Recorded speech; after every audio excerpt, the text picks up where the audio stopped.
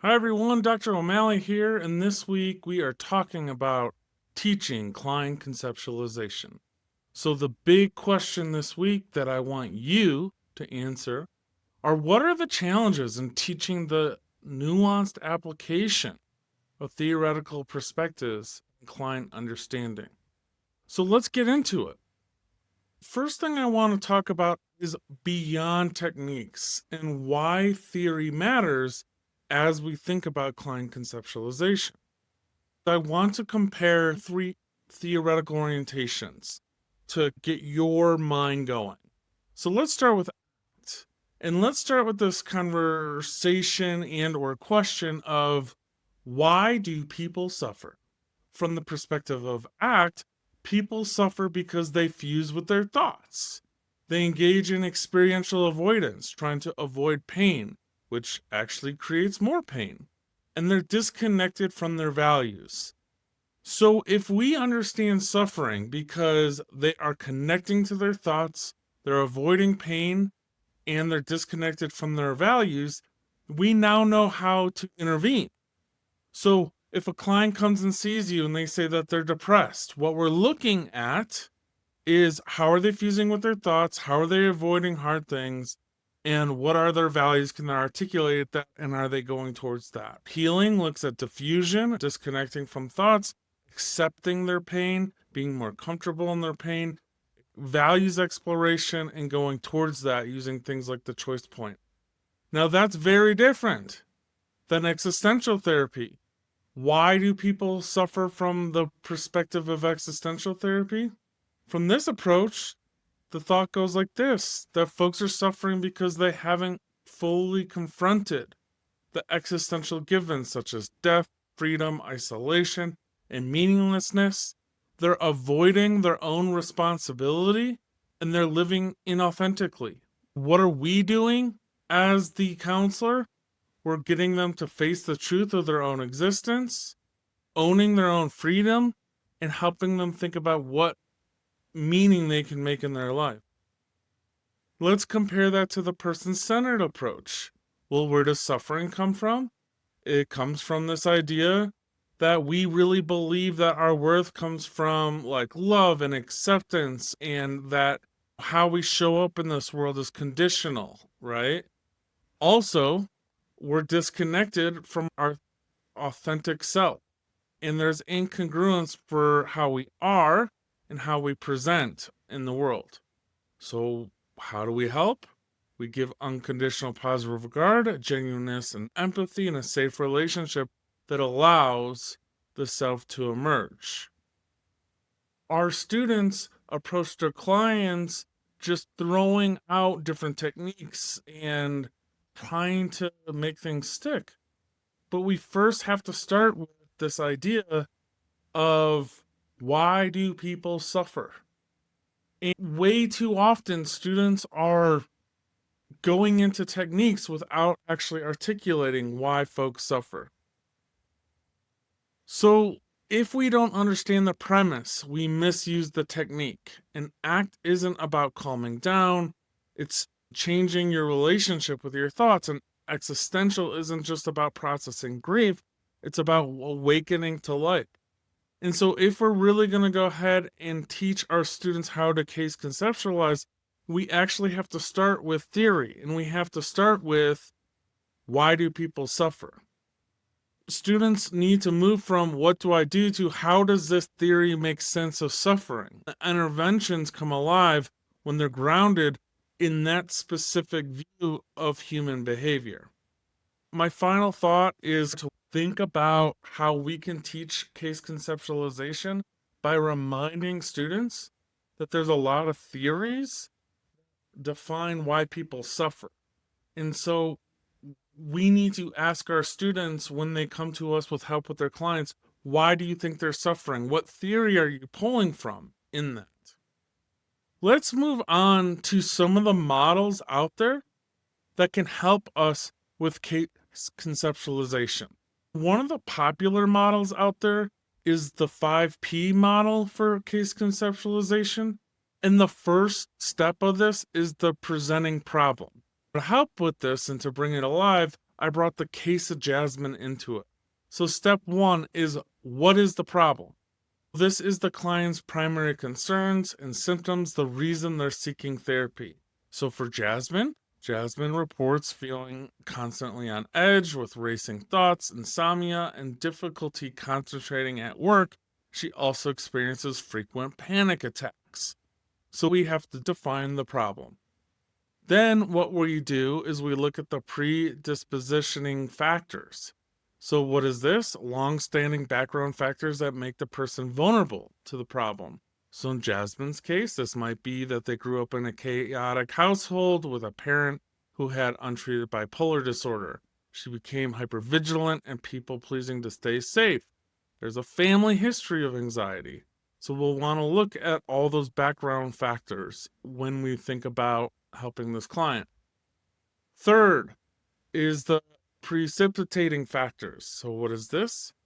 Recurrent events or stressors that trigger the current issue. So for Jasmine, 3 months ago, Jasmine started a high pressure job, moved to a new city, and ended a long-term relationship. These events overwhelm her coping capacity. Fourth, perpetuating factors. What is it? Ongoing conditions that maintain the problem. And in Jasmine's case, Jasmine avoids social situations and overuses caffeine and social media. Her avoidance reinforces the anxiety cycle.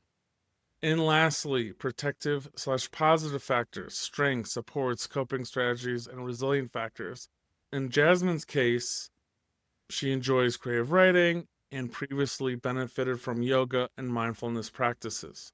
If you dig this model, you're going to want to think about how you can teach students to go through those 5 buckets and how they can connect it to theory. How do people suffer?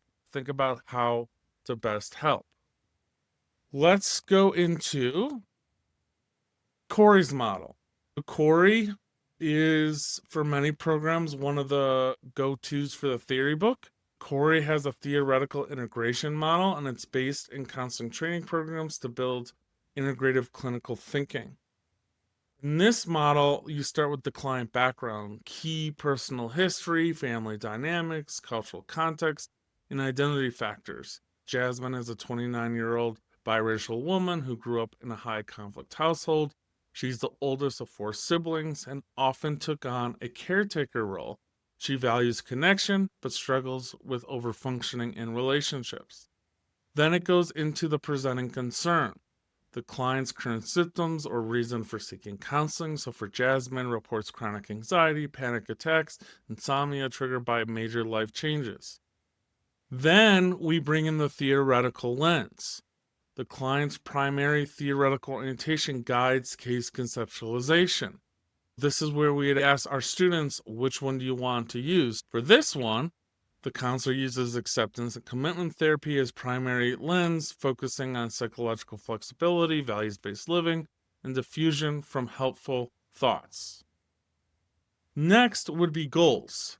And the client and the counselor collaboratively set goals based on the presenting concern and theoretical model. Different models also influence the goals, because like in acceptance and commitment therapy, a goal will be to learn how to diffuse with your thoughts. So again, with the goals, it's the client and counselor collaborating, setting goals based on the presenting concern and theoretical model. In Jasmine's case, Jasmine aims to manage anxiety more effectively, improve sleep, and re-engage with meaningful activities such as creative writing and community involvement. Then we look at techniques and interventions, specific tools drawn from the primary and secondary theories. Certain approaches have more interventions. ACT has a good amount of interventions. CBT has a good amount of interventions. If our students really want to embrace the person-centered approach, do you truly believe in being genuine, in the unconditional positive regard, that the relationship is enough to heal folks? If you do, then really embrace that and give it all you got. I want to talk about themes around how we can help folks training to be counselors with case conceptualization. First is we got to think about depth versus breadth. So students often learn multiple theories and they struggle to move beyond the surface level definitions. We need to help students understand how different theories frame the same client differently. CBT versus attachment versus existential. That question, why are folks suffering? And how can each of these theories answer that? Then can we get the student to kind of buy into one to ground them? Many students want to integrate theories way too soon. I'm a firm believer that earlier on in your journey, in students' journey, folks should just pick a few. I just read a capstone of student and I think they are applying every theory. And although they think that that is the best way to go, I think that they're not really grounded in a belief of what is causing suffering. So I really think we should think about getting our students to pick just a few theories and use a case conceptualization model to help them approach their clients. Students sometimes apply theory in a rigid, overly academic way, trying to get it to fit the client. I've seen this with IFS. People love IFS. And sometimes it just doesn't fit, but they're working so hard to make it fit. So helping them use theory to better understand the client, not the other way around. I also see students struggle with the ability to conceptualize from theory because that does come from clinical experience. And students in practicum and internship often struggle with seeing beneath behaviors and symptoms. Theory as glasses, students must learn to see with different lenses at this stage. So, how can we get them to see that? We also want to think about pedagogical strategies from case study comparisons across theoretical models, role play exercises where students must argue from a theory's viewpoint, and reflection on who are you as a therapist to align case conceptualization and identity. In sum, I really want us to better help our students case conceptualize. I think that will really start with us modeling that. So, my challenge to you all is this: how can you all, when you answer that big question right from the beginning, how can you all really embrace case conceptualization model? And then how can you teach that? And how are you all articulating your theoretical approaches?